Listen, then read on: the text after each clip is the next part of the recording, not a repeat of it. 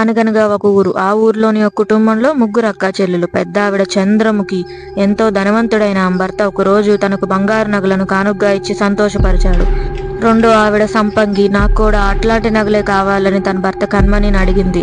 భార్య ప్రేమగా అడగడంతో కాదనలేక నేను వెండిలో తీసుకొస్తాను, అటువంటి నగలు బంగారంలో తేలేనని తన భార్యను ఒప్పించి వెండిలోని అటువంటి నగలను చేయించి ఇచ్చాడు కన్మణి.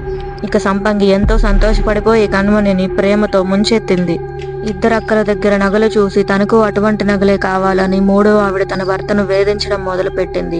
తనే దివ్యవతి. పేదవాడైన తన భర్త తనకు అటువంటి నగలే తేలేనని గిల్టివి తెస్తాను పర్లేదా అంటే తేపో అని విసుక్కుంది. యూట్యూబ్ లో మన వీడియోలు చూసిన ఆయన మన జయశ్రీ కలెక్షన్స్ ని అప్రోచ్ అయ్యారు.